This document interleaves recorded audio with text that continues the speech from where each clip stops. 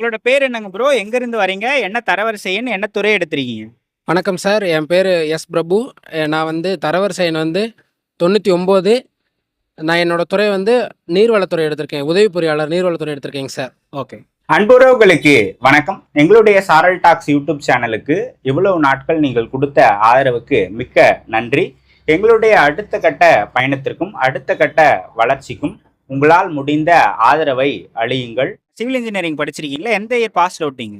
Sir நான் வந்து அண்ணா யூனிவர்சிட்டியில் திருச்சியில் படித்தேங்க sir. 24 passed out sir. 2024 passed out sir. எப்படி ஐடியா வந்துச்சுங்க ஏஐக்கு படிக்கணும் அப்படின்ட்டு?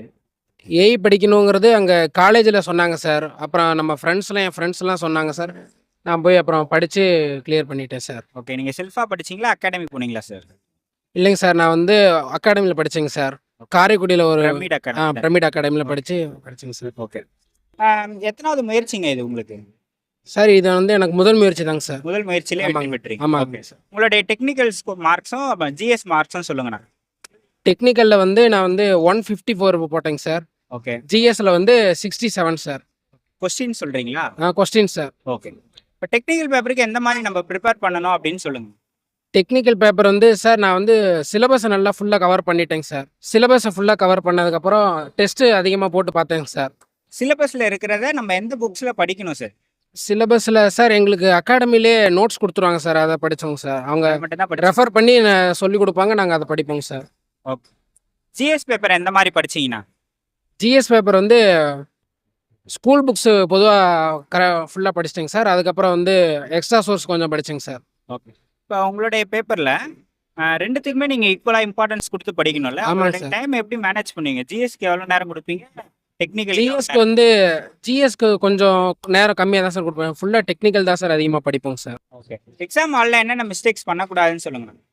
சார் எக்ஸாம் ஹாலில் வந்து நம்ம ஃபஸ்ட்டு பதட்டப்படக்கூடாது சார். தெரிஞ்ச கொஸ்டினே வந்து சில சமயம் பதட்டப்பட்டோம்னா அது தெரியாமல் போயிருங்க சார். அது வந்து இதில் வந்து நம்ம மிஸ்டேக் பண்ண வாய்ப்பு இருக்குது சார். பதட்டப்படாமல் நிதானமாக எழுதினோம்னா நம்ம பாஸ் ஆகிடலாங்க சார். ஓகே. நீங்கள் என்ன மெசேஜ் சொல்கிறீங்க ஆஸ்பிரண்ட்ஸ் படிக்கிறவங்களுக்கு?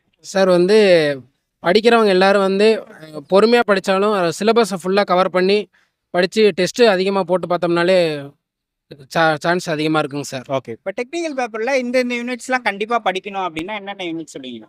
டெக்னிக்கலில் வந்து இப்போ ஒவ்வொருத்துக்கும் ஒரு மாதிரி வெயிட்டேஜ் இருக்குங்க சார். அதிகமாக soil mechanics, strength of material, fluid mechanics, அப்புறம் இன்னும் 2-3 தியரி பேப்பர்லாம் சார். அதெல்லாம் ஈஸியாக இருக்கும். நல்லா படித்தோம்னா ஸ்கோர் பண்ணலாங்க சார். ஓகே. இப்போ உங்களோட டெக்னிக்கலில் தியரி மட்டும் இருக்கா இல்லை ப்ராப்ளமேட்டிக் இருக்கா? ப்ராப்ளமேட்டிக் ரெண்டும் கலந்து தாங்க சார் இருக்கும். ப்ராப்ளமேட்டிக் எப்படி போட முடியும்? நம்ம கால்குலேட்டர்லாம் இருக்காதுல்ல நம்ம எக்ஸாம்? ஆமாங்க சார், கால்குலேட்டர்லாம் இருக்காது. ஆனால் நம்ம வந்து ப்ராக்டிஸ் பண்ணிக்கிட்டே இருந்தால் அது சிம்பிளாக தாங்க சார் இருக்கும்.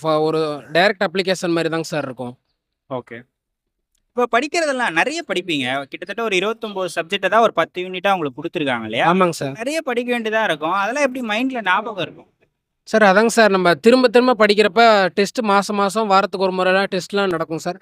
அந்த டெஸ்ட்டில் நம்ம போட்டு பார்க்குறப்ப அது வந்து அப்படியே மைண்டில் ரெஜிஸ்டர் ஆகிங்க சார். ஓகே. இது அகாடமி போனால் தான் கிளியர் பண்ண முடியுங்களா?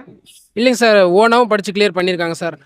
ஓனாக படிக்கிறதுல என்ன ரிஸ்க்னா நம்ம கொஞ்சம் டெஸ்ட்டு போட முடியாது. கொஞ்சம் டேஸ் அதிகமாக ஆகும் சார். இப்போ இது 1 இயர்னா அது 2 இயர் அது மாதிரி கொஞ்சம் ஆகலாம். ஒவ்வொருத்தங்க நல்லா கூட பண்ணியிருக்காங்க சார். ஓகே. இப்போ நீங்கள் ஃபஸ்ட் அட்டெம்ப்ட்லேயே கிளியர் பண்ணதுக்கு நான் இதெல்லாம் சரியாக பண்ணேன் அப்படின்னா என்ன சொல்லுவீங்க? சார் நான் வந்து கிளாஸ் வந்து ரெகுலராக போவேங்க சார். ஓகே. கிளாஸ் ரெகுலராக போய் அவங்க டெஸ்ட் வைக்கிற டெஸ்ட் எல்லாம் தவறாமல் எழுதிடுவேங்க சார்.